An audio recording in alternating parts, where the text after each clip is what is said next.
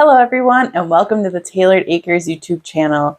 I'm Taylor and I am a home gardener from Wisconsin Zone 4B, and my last frost date is May 15th. So if you do not know what your last frost date is, your first step is going to be to head to the Farmer's Almanac, and it is by zip code, not by zone, which is surprising to many people that don't know that. So for my zip code, we are May 15th here.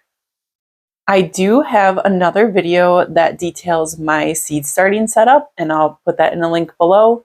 And then I also have another video of just general indoor seed starting that I'll also link below. And the third video I will link below is my February seed starting plan, which I stuck to somewhat decently. I did get a little bit behind for a while there, so I am getting caught up with that right now as well. My last frost date being May 15th doesn't guarantee that I won't have frost after that date. And honestly, the last probably 5 years, I've been waiting for those plants that aren't going to survive a light frost until June, because we've still been having some of those really cold nights in there. And you can have frost when it's below 36 degrees based on the humidity. So there's always a risk. I usually watch nights that are under 40 degrees because that little bit of swing can make a huge difference for some of your sensitive plants. So when you go to harden your seeds off, which means to slowly introduce them to the elements, a few hours of sun more a day, introducing them to the wind. It's a lot of in and out for the plants, but you need to do that to make sure that you don't have transplant shock or even fry your seedlings with the intense sun. So I'm going to go through both my veggie starting plan and my cut flower starting plan because I do a lot of both. I actually probably do more cut flowers now, especially more varieties. So this video will cover both. In this video, I will be going over everything that I am starting from seed indoors in March. So this covers anything from 10 weeks before last frost all the way down to 7 weeks before last frost. So anything that is in that range is what I'll be starting this month. So we'll start with the vegetables, and last month I started onions. I ended up doing shallots as well. That was a bonus one, and I've never done those before, so I'm going to kind of follow the same procedure as I follow with my onions. And I started my peppers. I do not grow tomatoes. I have a love-hate relationship with them, as in I love buying them canned for recipes, and I am now a lover of fresh tomatoes. So that is my story on tomatoes. So things that I'm going to be starting this month, here we have celery, which I've never tried to grow before, and I'm really not sure why. So I can even smell the seed. It smells like celery. So I'm pretty excited about this one. I've seen a few growing techniques about how to plant them so that they're more upright and not sprawling. So more to come on the celery.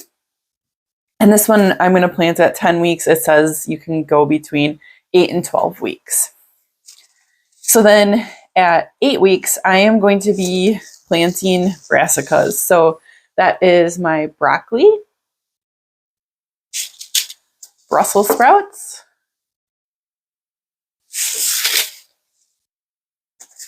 cabbage,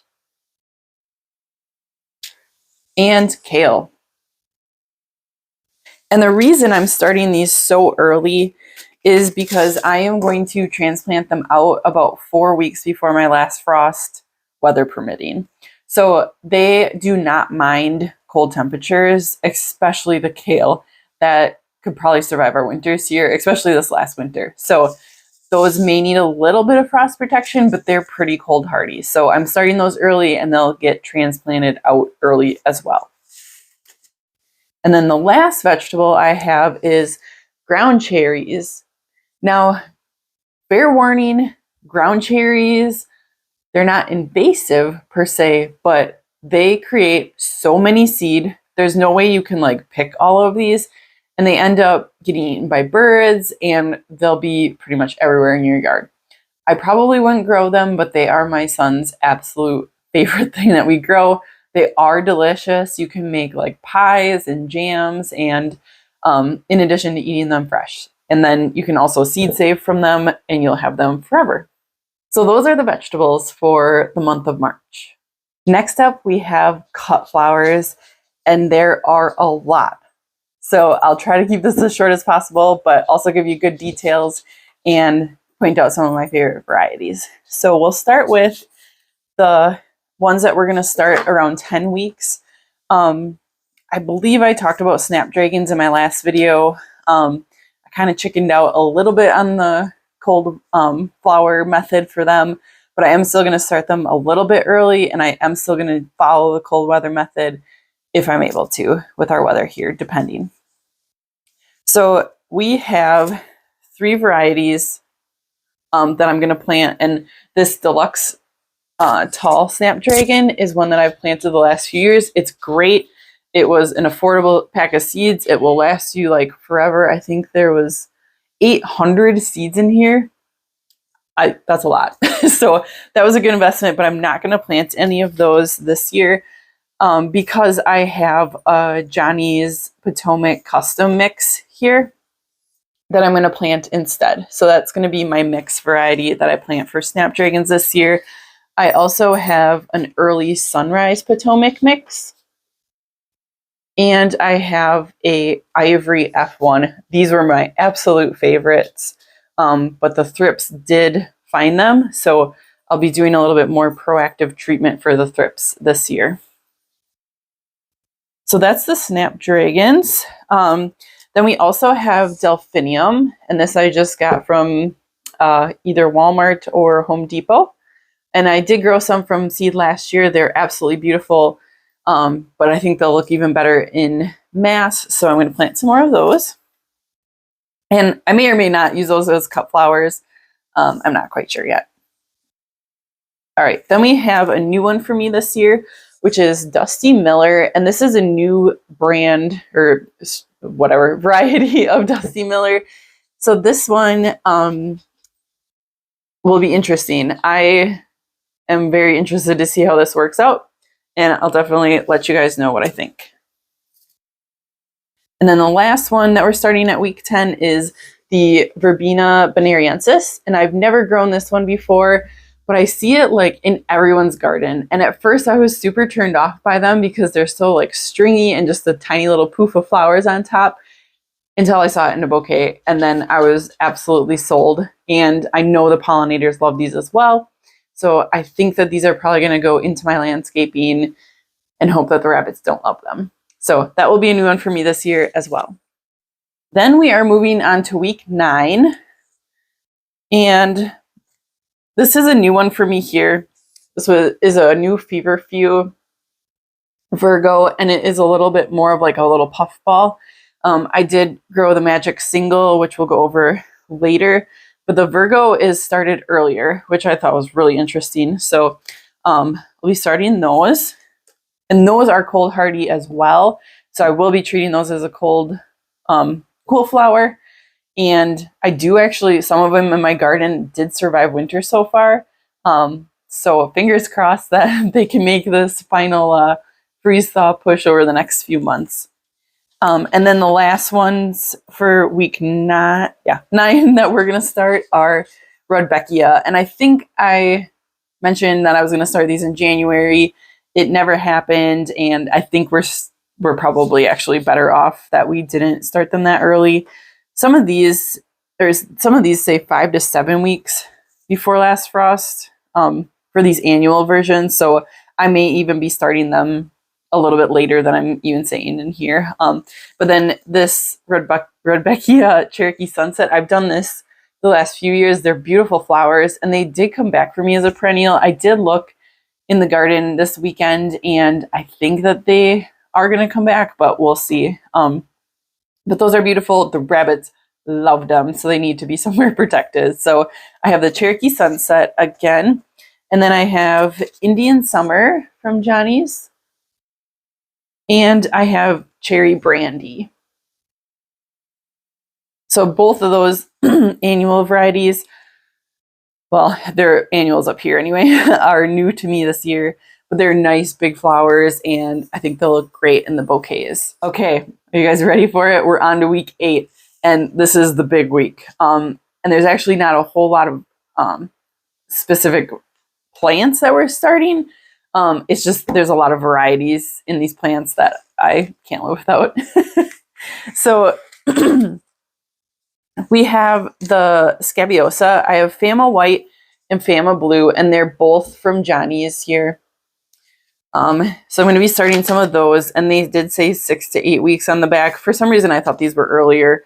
So I'm going to be starting those, and they should be perennial here. And I did winter sow some of these as well. So hopefully we'll get quite a few of those, and I'm hoping that they can live out in my landscaping. So then next we have Gomphrena, and these are just the most adorable flowers. I absolutely love them. So I have 4 different colors, varieties that I'm going to be starting. So I have a salmon pastel. I have mandarin orange, which the salmon pastel I did not grow last year. I'm excited for just like that really soft pink color. I have this mandarin orange, which was very true to like what this picture looked like. Those are beautiful. And I only grew a couple last year. I don't know if they're, well, it does say 50 seeds. So I'm growing a few more of those this year. And then I have the strawberry fields, the red, which is beautiful. And Gomphrena are like a papery flower. Like it is similar to a straw flower feel. And they make awesome dried flowers. But you have to pick them at the right point because otherwise they just drop seeds everywhere. Ask me how I know. So I also have the QIS formula mix, and that was from Johnny's. I didn't love these last year. They stayed pretty short, and like, so if you would cut deep enough to cut one, it was like you had to break off so many branches. So I'm giving them another go. I think I'm going to try these ones out in the landscaping because they were like pinks and purples, which match what that bed is going to be. So we'll see, give them one more year to pass the test or not. I also am going to start some hyssop, and this one does say 6 to 8 weeks. So I was originally going to start this early, and it just kind of fell off my list. So I might start some of these a little bit earlier because they will be perennials. So I want them to be a little bit bigger once they get out there. And then I also have some ornamental grass, this blue fescue. It's beautiful. The rabbits love it, which sucks because they're such cute little tufts of grass. I love that one. And then we get into another one of my favorites, celosia. So I have, oh my gosh, 1, 2, 3, 4, 5, 6, 7, 8, 9 packets, but some of these are seed saved. So I have Selway White, which is from Johnny's. This one, I thought I was going to like it a lot more than I did. The white was more of like a dirty white, which in summer didn't look great with the colors that I was going with my bouquets. But when it came to fall, it actually matched in a lot better and kind of won me over.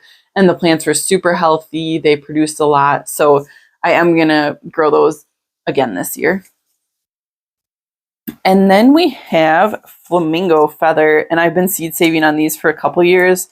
I have never, well, I shouldn't say this. They start out more of like a dirty ivory, which matches a lot of things. Not like the Selway White. And I think it's because like the leaves on here are like nondescript and don't really add a whole lot. But towards the fall, they start to get that pink look to them. But it really takes them a long time to get that. But I love these, just adding a little pop to your bouquets. Oh, hi, cat. So then we have the Ruby Parfait celosia, and this one I grew last year, right? Just trying to keep them straight here. Yes. So these were absolutely gorgeous. They were everyone's favorite celosia that I grew.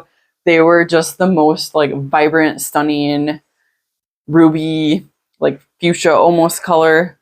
Gorgeous. I'll be growing more of these than I did last year. All right, and then we have Selway Purple, which I'm hoping I'll just like the color more than the Selway White, so, and that they'll have the same growth habit. Then we have Selway Terracotta, same thing with that. I'm hoping that this is a nicer color as well.